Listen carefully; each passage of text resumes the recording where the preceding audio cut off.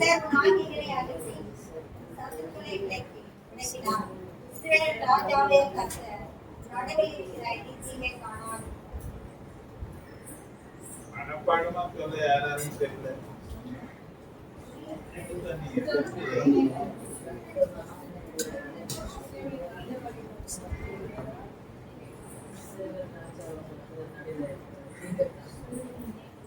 மாதா கோயில் பெல் அடிக்கிற மாதிரி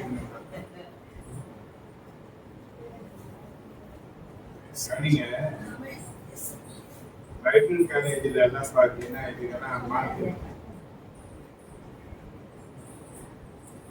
நீ வேத வசனத்தை எப்படி வாசிக்கிற என்பது பார்ப்பாங்க. பிரசங்கிக்கிறதுக்கும் மாற்று நீ எப்படி இருக்கிற பாடி லாங்குவேஜ் என்ன இதெல்லாம் பார்த்து ஒரு பிரசங்கம் என்பது ஒரு வாக்குதத்தங்களை சுதந்திரிப்பது என்பது எந்த அளவுக்கும் ஆவில உற்சாகம் கண்டிருக்கிறது என்பதை சார்ந்துதான் இருக்கும்.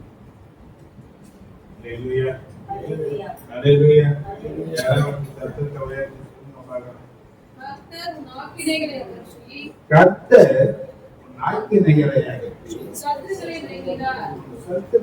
விலக்கினார். இஸ்ரவேலின் ராஜாவாகிய கர்த்தர் நடுவில் இருக்கிறார்.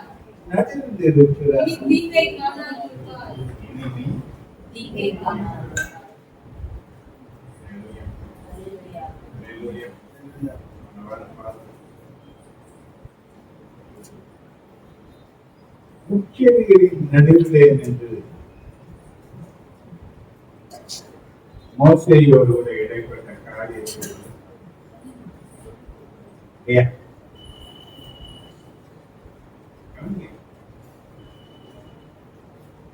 எவ்வளவு கனி தரக்கூடிய மரங்கள் இருக்கு. வட்டியாற்றக்கூடிய மரங்கள் எத்தனையோ விதமான பிரயோஜனங்களுக்கான மரங்கள்.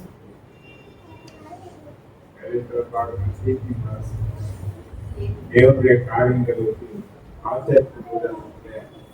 அதிகமாக பயன்படுத்த.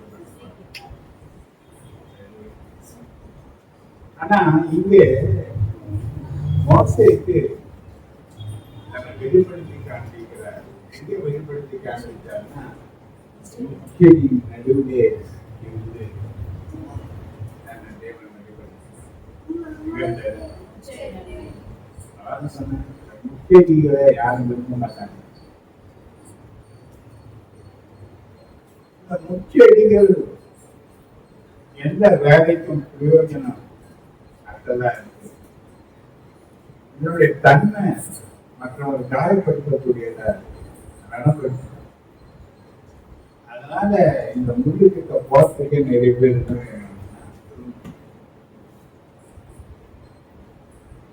ஆனா தேவன் எங்க நடுவில் இருந்து நாம கூட ஒரு நாட்கள் தேவை வேற மற்றவங்க விருப்பப்படக்கூடாதவர்களாகத்தான் நம்ம வாழ்க்கை இருக்கு. மற்றவங்க சொன்னாங்க இதெல்லாம் ஒன்றுக்கு லாய்க்குது.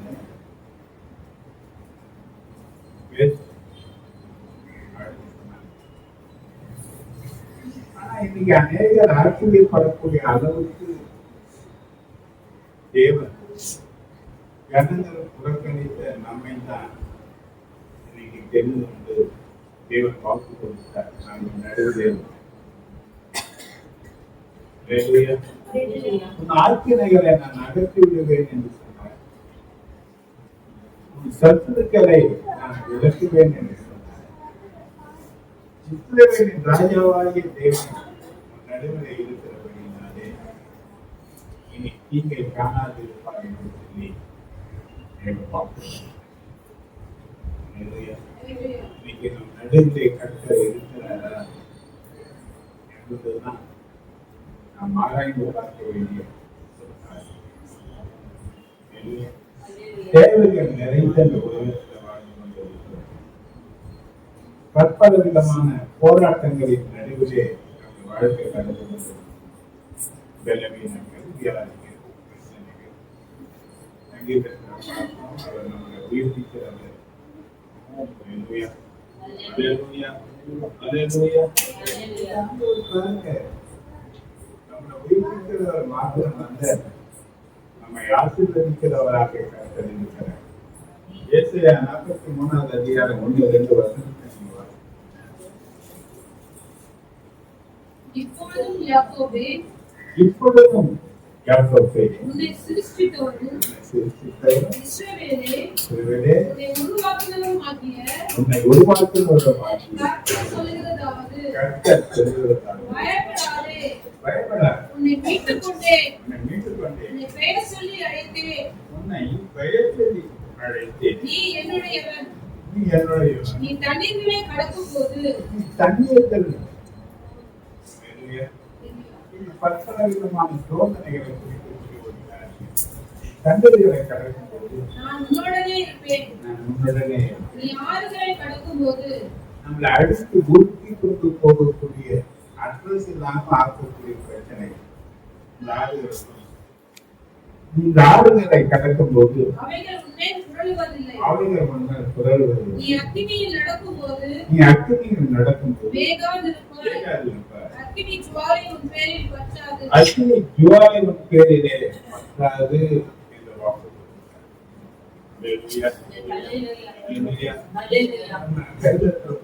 தானியேல் புத்தகம் 3வது அதிகாரம் 22 27 வசனங்களை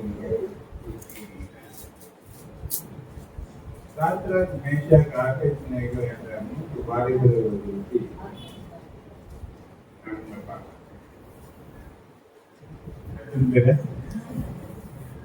இவர்கள் கர்த்தருக்காக வாழ்ந்தவங்க, கர்த்தருக்குரியவங்க. இவங்க வாழ்க்கையில் ஒரு போராட்டங்கள் வந்து இவர்கள் சிறைப்பிடிக்கப்பட்டு பாபிலோன் ராஜ்யத்திற்கு அடிமைகளாக கொண்டு வரப்பட்டாங்க. பாபிலோன் அந்நிய தேசத்துல அடிமைகளாக இருந்து கர்த்தருக்காக நம்ம வைராக்கியமாக வாழ்கிறார்கள்.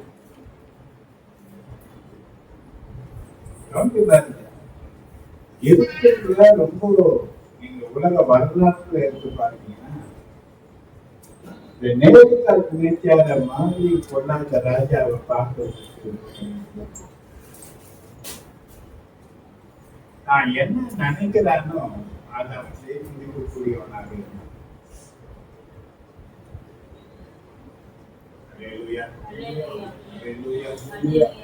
சரித்திரத்தை நம்ம பார்க்கலாம். ஒரு கனவு காண்போம், அந்த என்ன கனவு கண்டான்றத மறுதான். ஆனா அந்த கனவு அவனுக்கு பயத்தை கொண்டு தன் தேசத்துல இருக்கிற ஞானிகளை எல்லாம் ஒன்னா போடுறான். யாரை போட்டான்? ஞானிகளை போட்டான், மந்திரவாதிகளை போட்டான். எல்லாரையும் கூப்பிட்டு நான் ஒரு கனவு கண்டேன், ஆனா அது எனக்கு மறந்து போயிட்டு அந்த கனவுக்கு அர்த்தத்தை நீங்க என்ன பண்ணணும் சொல்லணும். சொன்னா அவங்களுக்கு ஏராளமான பரிசுகளை நான் என்ன பண்ணுவேன்,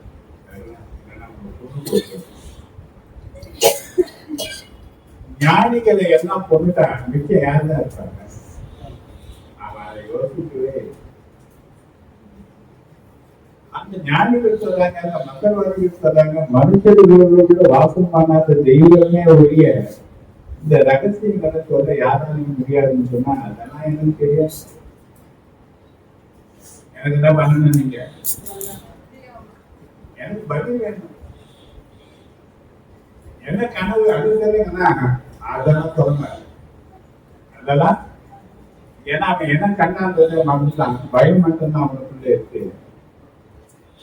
மற்ற ஞானிகளை கொல்லக்கூடிய உத்தரவை போட்டான். இப்பேற்பட்ட ராஜா தான் இப்ப 2வது இன்னொரு காரியத்தை அவன் செய்யறான். 60 முழம் பொன்னாலான ஒரு சிலையை அவன் உருவாக்க ஒரு சமவெளியில அதை எடுத்து இது நான் உண்டு பண்ணின தெய்வம். எல்லாரும் நீங்க என்ன பண்ணணும், சாஸ்தாங்கமா விழுது இதை நீங்க வணங்க வேண்டும். எல்லாரும் என்ன பண்ண சாத்தாங்கம்மா இப்ப மாறி போச்சு. நிறைய பேரு சாத்தாங்கம்மா விழுந்து வணங்குறாங்க. ஆனா இன்னைக்கு கிறிஸ்துவ ஒரு நாட்கள் இருந்து பாடலாம் சாஸ்தாங்கம் செய்ய வாரும் என்று சொல்லி பாடி அப்படியே முகம் குப்புற விழுந்து கர்த்தரை ஆராதித்த காலங்களெல்லாம் இன்னைக்கு கடந்து போய் இன்னைக்கு யார் கர்த்தரை ஆராதிக்கிறாங்கன்னா சபை யூதவா எங்க விழுந்து கிடப்பாங்க. நாங்கெல்லாம் வளர்ந்த நாட்கள்ல சொல்லுவாங்க கர்த்தருடைய சத்தம் கேட்கிற வரையில எழுந்திருக்காருங்க, கர்த்தருடைய தரிசனம் கிடைக்கிற வரையில எழுந்திருக்காருங்க, ஆண்டவரை வருடக்காலம் பண்ணி கேளுங்க என்றெல்லாம் சொல்லி கொடுத்த காலங்கள் இன்னைக்கு ஆராதனை பண்ணுகிறதே கர்த்தம் என்ற நிலைக்கு வந்த நீங்க பாருங்க மற்ற ஜனங்கள் எல்லாம் பார்த்தீங்கன்னா தரையில பறந்து போற எப்படி படித்துக் கொள்கிறாங்க. அவங்க தான் அதை கை கொண்டு வராங்களே தவிர நெய் தேவன் வணங்கக்கூடியதான தேவ ஜனங்கள் என்ன பண்றேன்னா இன்னைக்கு சாஸ்தாந்தமாக விழுந்து படித்து கொள்வது கிடையாது. எவ்வளவு பாருங்க நீங்க வேதத்துல பார்க்கலாம், இயேசுவை பார்த்து வந்த சாஸ்திரிகள் நட்சத்திரம் அவங்களை வழி நடத்துது. இயேசு குழந்தையாய் கிடத்தி இருந்த இடத்துல வந்து அந்த நட்சத்திரம் நிற்குது. அந்த 3 சாஸ்திரிகளும் அந்த கோடாரத்துக்குள்ள நுழைஞ்சி அந்த குழந்தைய பார்க்கிறாங்க.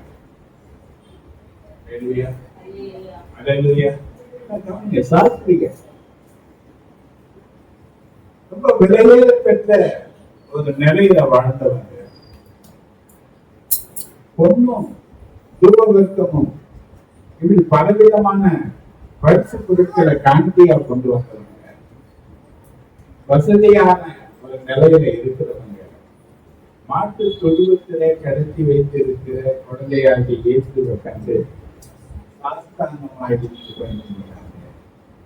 அப்படி விழுந்தாங்க. எந்த இடத்துல 10 வாட்டி துணியை சேர்க்கலாம். என்ன ஆயிடுச்சு?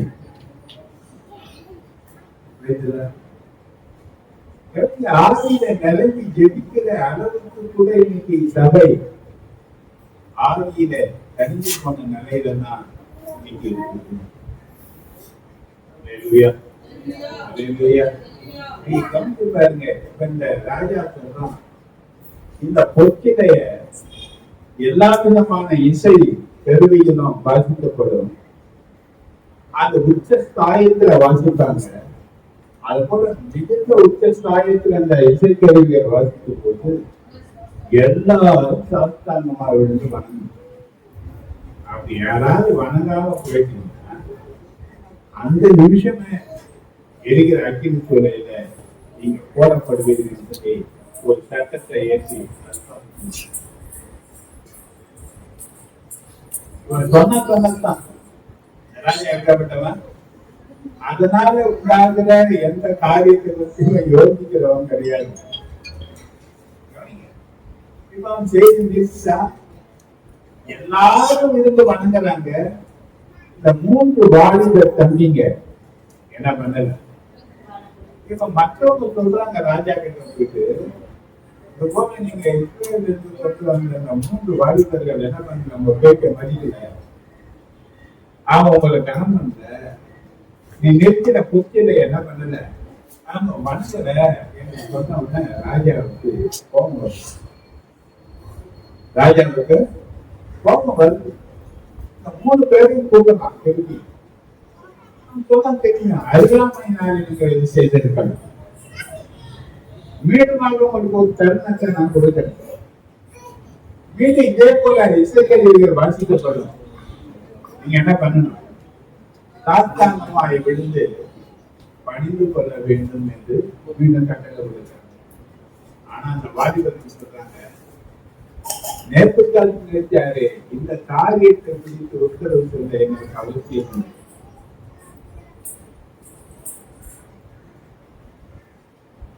நீ நிறுத்தி இருக்கிற இந்த பொச்சிலையை நாங்க வணங்க போறதுதான் இல்லை.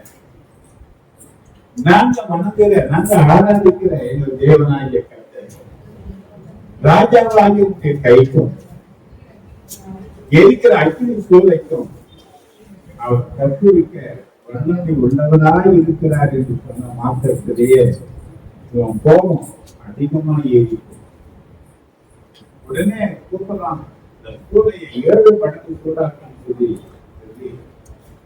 ராணுவத்துல ரொம்ப பலசாலிகளா இருந்தவங்க இந்த 3 பேரை அப்படியே கட்டி எரிக்கிற அக்கினி சூளையில போகணும்.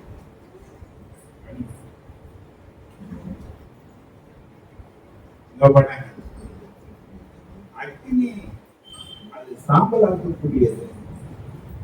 எந்த பொருளையும் என்ன பண்ணிடணும், சாம்பலாக்கிடணும். அல்லேலூயா, அல்லேலூயா, அல்லேலூயா.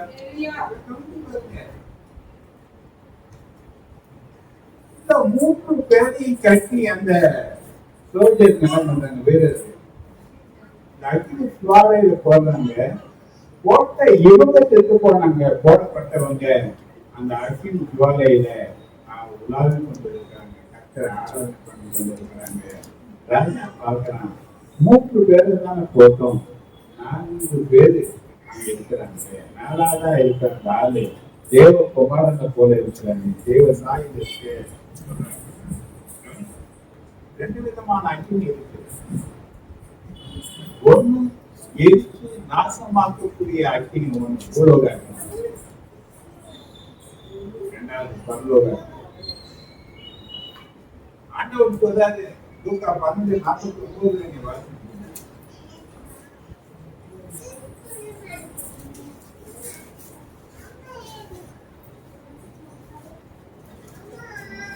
பூமியிலே அக்கினியை போட வந்தேன், இப்பொழுதே பற்றி எரிய வேண்டும் என்று விரும்புகிறேன். யார் பற்றி எரியணும்? நீ பரலோக அக்கினியினாலே நிரம்பி இருக்கக்கூடிய ஒரு நிலையில காணப்படுவாயானால் இந்த பூலோக அக்கினியினாலே சேதப்படுத்த முடியாது. அல்லேலூயா, அல்லேலூயா. பரலோக அக்கினி ஆசீர்வாதமான உயர்ந்த நிலைக்கு உன்னை கொண்டு போகக்கூடியது. பரலோக அக்கினி செயல்படும் போது பூமிக்குரிய அக்கினினாலே செயல்படுத்த முடியாது. ராஜா பார்த்தான், இவங்களுக்கு எந்த சேதமும் கிடையாது.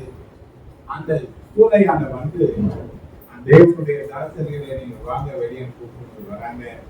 ஆனா எல்லாம் பார்க்கறாங்க, 3 பார்க்கறாங்க, நரக்குடி கருது துணி எரிஞ்சு போகல, எந்த விதமான நெருப்பின் வாசனையும் அவங்க மேல இல்லை.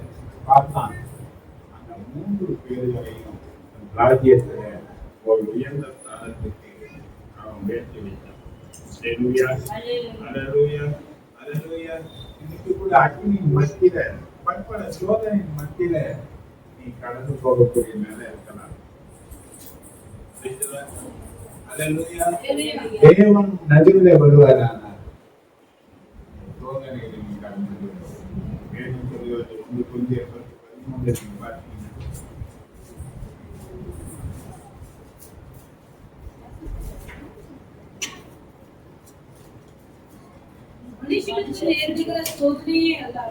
மனுஷனுக்கு நேரிடுகிற சோதனையே அல்லாமல் வேறே சோதனை உங்களுக்கு நேரிடவில்லை. தேவன் உண்மையுள்ளவராய் இருக்கிறார். ராணிக்கு மேலாக நீங்கள் சோதிக்கப்படுவது அவர் இடப்படாமல் சோதனையை தாங்கத்தக்கதாக சோதனையோடு கூட அதுக்கு தப்பித்துக் கொள்ளக்கூடிய ஒரு போக்கையை உண்டாக்குவார். ஆனால் அந்த சோதனைகளில் இருந்து நீங்க நான் தப்பித்துக் தேவன் நடுவிலே வர வேண்டும். தேவன் உன்னோடு கூட இருக்க வேண்டும். அல்லேலூயா, அல்லேலூயா. இன்னைக்கு பலவிதமான பிரச்சனைகள் இருக்கு. எவ்வளவு உழைக்கிறாங்க, ஆனா வருமானம் இல்லை. சில பேர் உழைக்க ஆயத்தமாக இருக்கிறாங்க, சரியான வேலைகள் கிடையாது. சில பேர் சொல்றாங்க, என் பொண்ணுக்கு இத்தனை வயசாகி போச்சு, கல்யாணமே ஆகல, எந்த விதமான வசனம் வாய்க்கல, ஏதோ தலையில் இருக்கு என்று பற்பல நிலைகளில கட்டுகளோடு கூட போராட்டங்களோடு கூட பற்பல விதமான தீமைகளை அனுபவித்துக் கொண்டு நீங்க ஏராளமான ஜனங்கள் வாழ்கிறத பார்க்கலாம். சில பேருடைய வாழ்க்கையில வியாதிகள் ஒண்ணு பற்பல விதமான தீமைகளை அனுபவிக்கக்கூடிய நிலைகளிலே நம்ம காணலாம். ஆனால் வேதம் சொல்லக்கூடிய ஒரு காரியம் என்ன, எந்த கட்டுகளாக இருந்தாலும் வியாதியின் கட்டாக இருக்கலாம், சாப கட்டுகளாக இருக்கலாம், பிசாசின் கட்டுகளாக இருக்கலாம், பற்பல விதமான தீமைகளின் கட்டுகளின் ஊடாக நீ வாழ்ந்து கொண்டிருக்கக்கூடிய நிலைகளாக இருக்கலாம்.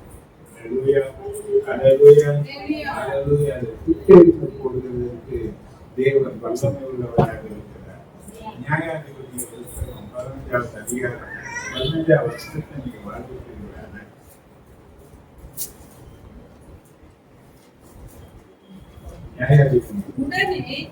உடனே அவன் ஒரு கழுதையை பத்தின் தாடையிலுமே கண்டு தன் கையை நீட்டி அதை எடுத்து 16,000 பேரை கொண்டு போட்டான். தாடை பச்சை தாடை இருந்தாரு. முன்னால வசனங்கள் எல்லாம் பார்த்தீங்கன்னா புதுசு கையில போட்டு யார கட்டுறாங்க, கட்டி சத்துக்களாகிய பெரிசர்களுடைய கருத்தை ஒப்பு கொடுக்க அங்க முயற்சி செய்யறாங்க, கட்டவும் செய்யறாங்க. கட்டி ஒப்பு கொடுக்கக்கூடிய அந்த நிலை வரும்போது மேல பரிசுத்த ஆவியான அக்கினி மயமா எனக்கு வந்ததுனால அவன் மேல கண்டப்பட்டு இருக்கிற அந்த கயிறுகள் ஒரு மூணு எரிந்து போக அளவுக்கு அந்த கட்டுகள் எரிந்து விழுகிறத நம்ம நீங்க கூட உங்களுடைய வாழ்க்கையில பற்பல விதமான கட்டுகளின் நடுவில் வேதனை வருவதான பற்பல விதமான கட்டுகள் உனக்கு ஒரு பயத்தை உண்டு பண்ணுங்க. நான் பல ஜனங்களை நான் சந்திக்கிறேன், எவ்வளவு படிச்சிருக்க வேலை கிடைக்கும், எத்தனை நல்ல நேரம் உள்ள பிள்ளைகளாக இருந்தாலும் திருமண வாழ்க்கையில தடைகள், என கொடுக்கிறதுக்கும் வசதி வாய்ப்புகள் இருந்தாலும் கூட பல விதமான தடைகள் இருக்கு. ஆனா ஆண்டவர் சொல்ற எந்த நிலையில சத்துருவனை கட்டி வைத்திருந்தார், எந்த கட்டுகளின் மத்தியில நீ வாழக்கூடிய நிலையில இருந்தால் கர்த்தருடைய ஆவியானவர் அக்கினி மயமான நாள்களுக்குள்ள மேல இறங்கி வருவாராக. மேல இருக்கிற கட்டு அது சுத்தரிக்கிறது.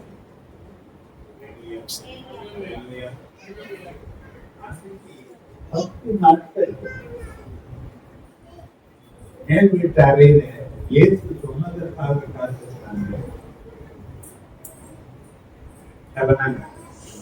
பரிசுத்த ஆவியானுடைய அபிஷேகத்தை பெற்றுக் கொள்வதற்கு, பரிசுத்த ஆவியானவர் மூலமாக ஞானஸ்தானத்தை அக்கினி மயமான ஞானஸ்தானத்தை பெற்றுக் கொள்வதற்கு ஆனா இன்னைக்கு என்ன அனுபவம் இல்லை, காத்திருக்கக்கூடிய அனுபவமும் இன்னைக்கு இல்லை. ஏதோ கொஞ்ச நேரம், ஒரு 2 நிமிஷம் 1 நிமிஷம் இன்னைக்கு ஆவியில நிறைஞ்சது போல சில வார்த்தைகள் அநேக பாஷைகளை பேசி நாம் கடந்து கொண்டிருக்கிறாங்க. பரிசுத்த ஆவியானவர் அக்கினிமயமான நாவுகளோடு கூட நம்ம மேல இறங்கணும், நம் கட்டுகள் சுத்தரிக்கப்பட்டு போகணும். கர்த்தரை வலுக்கட்டாயமாக கர்த்தரை அன்னைக்கு யாக்கோபு கேட்டது போல, நீர் என்னை ஆசீர்வதித்தாலே ஒழிய நான் உன்னை போக விடுவதில்லை என்றதான வைராக்கியத்தோடு கூட இன்னைக்கு ஜெபிக்கிற ஜனங்கள் குறைவாக இருக்கிறாங்க.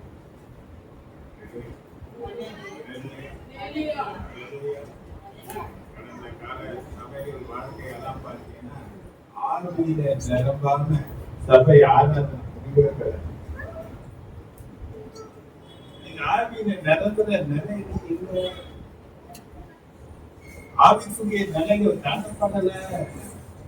கவனிச்சுப்பாங்க, ஆவிக்குரிய நிலைகள் இல்லை, அதனால உயிர்ப்பிக்கக்கூடிய நிலையை இன்னைக்கு இல்ல, சங்கீதத்துல பார்த்தோம், என்ன எங்களை உயிர்ப்பிக்க மாட்டீரோ என்ன கேட்டாங்க. யார் வேணும் உயிர்ப்பிக்கிறதுக்கு? தேவ ஆவியானவர் அக்கினிமயமானவராக நம்ம கூட இருக்கணும். அல்லேலூயா. அல்லேலூயா.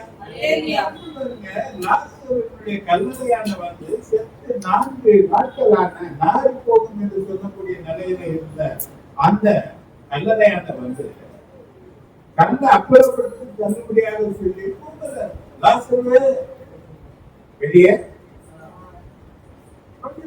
நரம்புகள், எலும்புகள், தசைகள், ஒரு நாள்ல மூளைகள் எல்லாம் கண்டிப்பா ஒரே நாள் 24 மணி நேரத்துல என்ன ஆயிடும்? எல்லாம் திரவ மாதிரி ஆயிடும். எத்தனை நாள் ஆயிடுச்சு? 4 நாள் ஆயிடுச்சு. கூப்பிடுறாரு. ஆனா தேவனுடைய வார்த்தை ஜீவனா இருக்கிறதுனால தேவன் ஜீவனான வார்த்தையை அனுப்பி நாரி போகும் என்று சொல்லக்கூடிய நிலையில இந்த லாசருவை உயிரோடு கூட எழுப்புவாரானால் காரணம் வேதம் சொல்கிறது, இயேசுவின் மேல பிதாவாகிய தேவன் அளவில்லாமல் தன்னுடைய ஆவியை வைத்திருந்தார். நீங்க எத்தனையோ ஜனங்கள் செத்த நிலையில இருக்கிறார்கள். எல்லாம் மேற்கொள்ள முடியல, பாவத்தை மேற்கொள்ள முடியல, விளையாட்டா பழகின பழக்கத்தை விட முடியல, அடிமை நிலத்துல சிக்கி கொண்டு இன்னைக்கு அவலப்படல, அவமானப்படக்கூடிய நிலைகளில ஏராளமான ஜனங்கள் இருந்தாங்க. விளையாட்டா நடந்தது, விளையாட்டா பழகினது, விளையாட்டுக்காக செய்தது என்று சொல்லி ஒரு அடிமை நிலத்திற்குள்ளாக இருந்து இன்னைக்கு மறிக்கக்கூடிய நிலைகளில மாறி போனவங்க. இவங்களை உயிர்ப்பிக்கக்கூடிய ஒரு வல்லமை இந்த ஆவியானவர் தான்.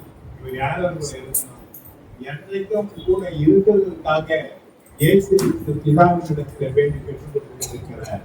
உயிர்ப்பிக்கக்கூடிய நிலையில காணப்பட வேண்டிய நாம செத்த பிரேதங்களாக நம்ம வாழ்கிறபடினால இன்னைக்கு யாரை உயிர்ப்பிக்க முடியுது?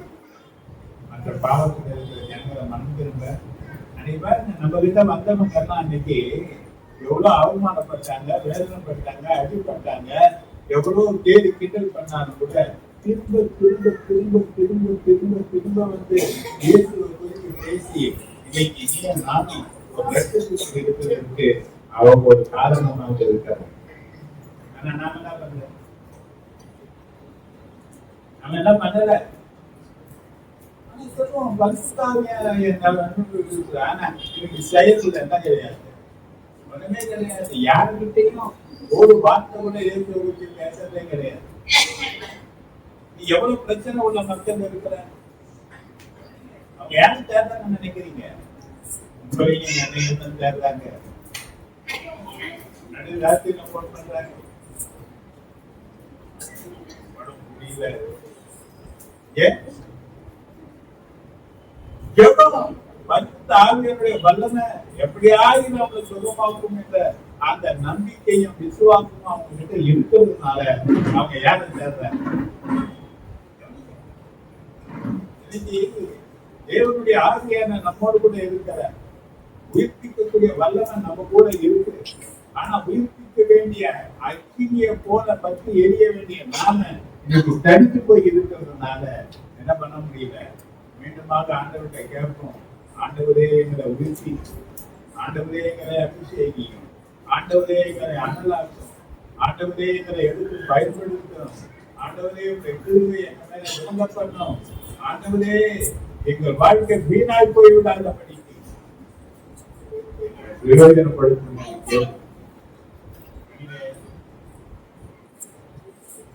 நம்முடைய நன்மைகள் மட்டும்தான் நம்மோடு கூட வரும். நாம சம்பாதிக்கிற பணமும் நாம சேர்த்து வச்சிருக்கிற சொத்தும் எதுவுமே நம்ம கூட வரப்போறது இல்லை. நாம செய்யற நற்கிரியைகள் தான் நம்மோடு கூட வரும். தேவன் நம்மோடு கூட இருப்பாரானால் நிச்சயமா நற்கிரியைகளை நம்மளால செய்ய முடியும். நற்கிரியைகள் நம்முடைய வாழ்க்கையில் நல்ல பலனாக நம்மோடு கூட என்னைக்கும் இருக்கும். வேதம் சொல்லுது. அல்லேலூயா, அல்லேலூயா. இன்னைக்கு பரிசுத்த ஆவியானவர் இறங்கி வரும்போது குடும்பங்களுக்கு ஒருவருமாய் ஏற்பக்கூடிய மந்திர கட்டுகளாக இருக்கட்டும், அல்லேலூயா. அது பிசாசின் கட்டுகளாக இருக்கட்டும், மரண கட்டுகளாக இருக்கட்டும், சாப கட்டுகளாக இருக்கட்டும், அதையெல்லாம் பரிசுத்த ஆவியானவருடைய அக்கினி சுட்டெரித்து போடும். எங்கள் வாழ்க்கையின் நடுவிலே பரிசுத்த ஆவியானவரே அக்கினி எங்கள் நடுவிலே இறங்குவார். அக்கினியா? அல்லேலூயா. அல்லேலூயா. உபாகமம் 4:12 சொல்லப்பட்டிருக்கு.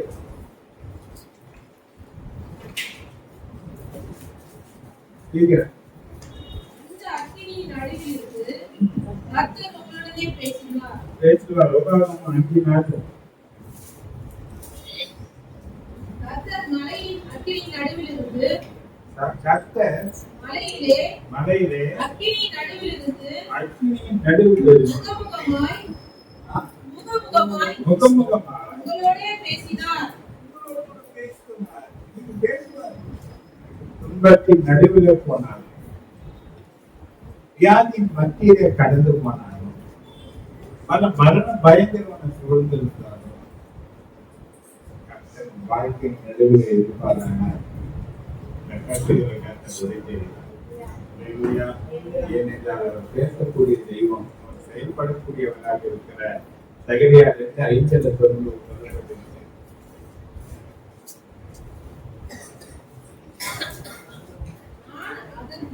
நான் அதற்கு முற்றிலும் அக்கினி மதிலாய் இருந்து அக்கினி மகிழாய் இருந்து அதன் நடுவில் மகிமையாய் அது இருப்பேன். நடுவில் மகிமையாய் இருப்பேன் என்று கர்த்தர் கர்த்தர் சொல்கிறார். சொல்கிறார். அல்லேலூயா. கர்த்தர் அக்கினி மகிழாய் இருந்து அது நடுவில் உங்களை வைத்து பாதுகாக்கிறவராக இருக்கிறார். ரத்த கோட்டையின் நடுவே நீங்கள் இருக்கக்கூடியவர்களாக இருக்கிறீர்கள். தேவ சூழல்கள் உண்டு. சூழல் பாளையம் திறங்கும் போது அந்த சூழல்களின் நடுவே நாம் இருக்கக்கூடிய பாக்கியத்தை பெற்று இருக்கிறோம். ஆவியானவரால நீயும் நான் நிரம்பி இருந்த உலக பாடுகள், உலகத்திலே காணப்படக்கூடிய உபத்திரவங்கள் என்கிற அக்கினி உங்களை சேதப்படுத்தாதபடிக்கு அவர் உங்களுக்கு அக்கினி மதிலாய் இருந்து உங்களை பாதுகாக்க நினைத்திருக்கிறார். பற்பல விதமான சோதனையின் மத்தியிலே நாம் கடந்து கொண்டிருக்கிறோம். பற்பல விதமான விளைவின கருத்துகள் நம்ம இருக்கு, பல நிலைகளிலே இருக்கு. ஆனா ஆண்டவர் சொல்லுகிற 1 பேதுரு 4வது அதிகாரம் 12-13 ஒரு வார்த்தை இருக்கு. வாசிங்க, நான் முடிக்கப்படும். பிரியமானவர்களே, உங்களை சோதிக்கும்படி உங்கள் நடுவிலே பற்றி எறிகிற அக்கினியை குறித்து ஏதோ புதுமை என்று தெரியாமல் கிறிஸ்துவின் மகிமை வெளிப்படும் போது நீங்கள் களிகூர்ந்து மகிழும்படியாக அவருடைய பாடுகளுக்கு நீங்கள் பங்காளிகளானதால் சந்தோஷப்படுங்கள். பல விதமான சோதனையின் ஊடாக நீங்கள் போனால் திகைக்க வேண்டாம். நாம் அனுபவிக்கிற தீமைகளை குறித்து பயப்பட வேண்டாம். நெருக்கத்தின் ஊடாக நம்ம போய் கொண்டிருக்கலாம்.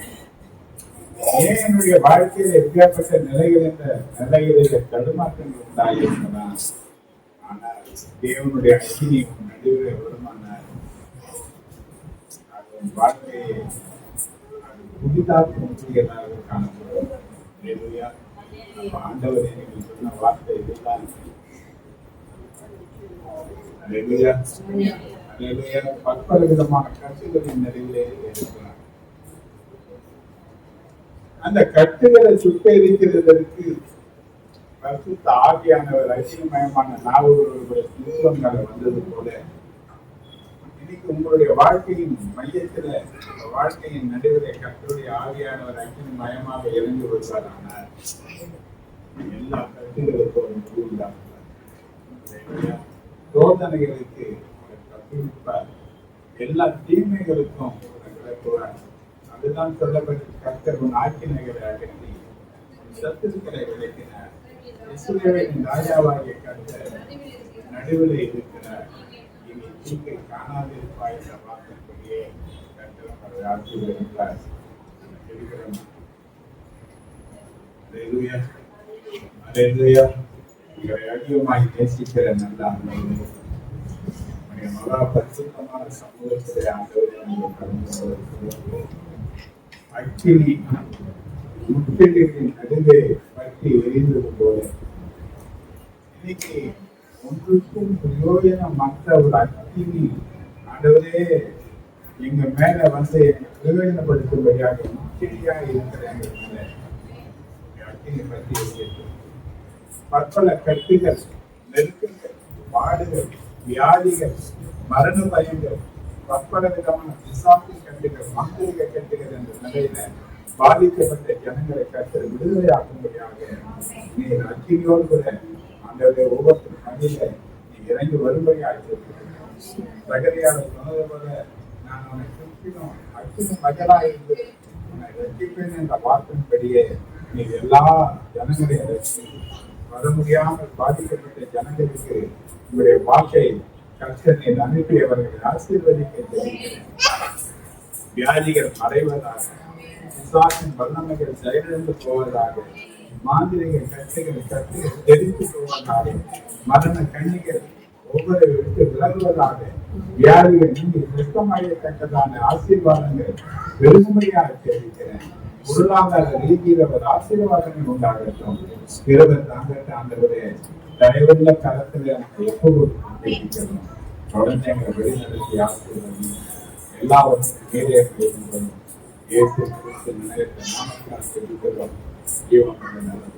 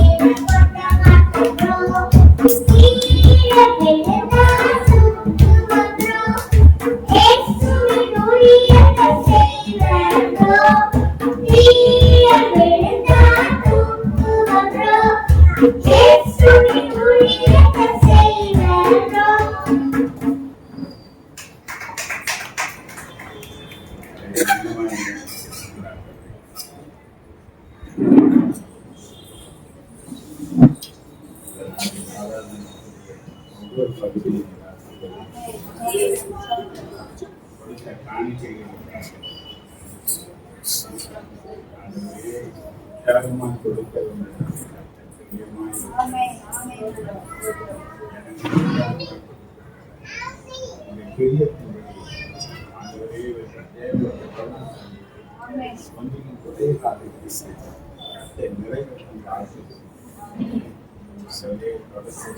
எல்லா பகுதியும் வாரம் முழுவதும் ஆமென் எல்லா நன்மை திருப்பின் தொடர்முறையாக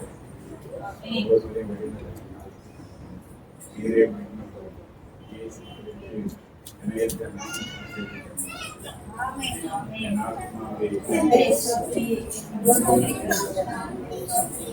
ஆத்மாவை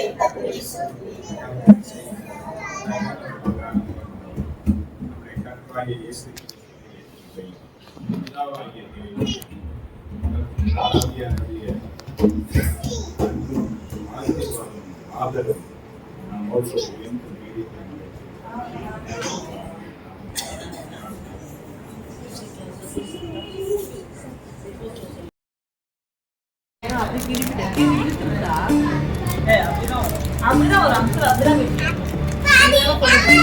எல்லாரையும் எடுத்துக்கோ.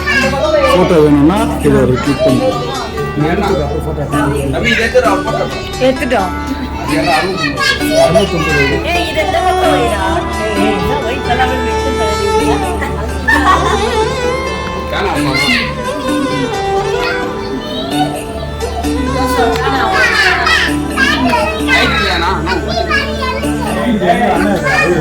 உங்க அழைப்பு இருந்ததால் நான் அழிந்து போகவில்லை. உங்க அன்பு இருந்ததால நான் எல்லாரும் கவர் பண்ணோம்டா. அதான் மேலே. வாழ்ந்து கொண்டிருக்கேன். சாமே வாடா பண்றா. உங்க கிருபை காப்பதால வாழ்ந்து கொண்டிருக்கேன். உங்க அன்பிற்கு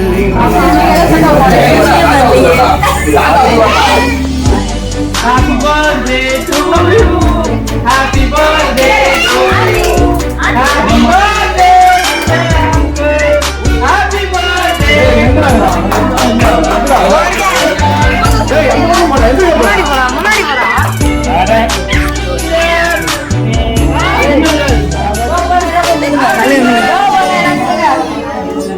எத்தனை பேர் என்னை அழிக்க நினைப்பு என்னை காத்துக் கொண்டதே.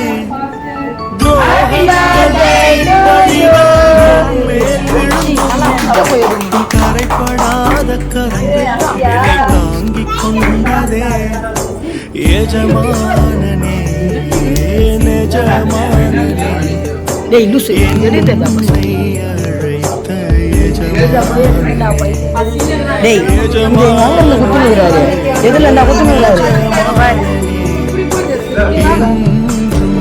நடத்தும் எஜமானனே.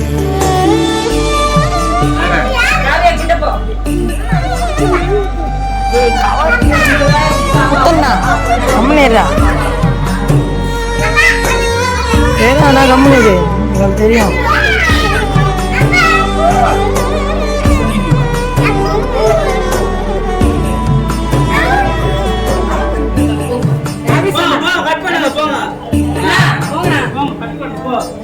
மனிதர் அடைத்த கதவுகள் ஒன்றோ இரண்டோ எனக்காக திறந்தது. உடைக்கப்பட்டு உம்மை விட்டு ஓடி ஒளிந்தும் என்னை துரத்தி வந்து ஊழியத்தை துவங்கச் செய்திரே. என்னாதான்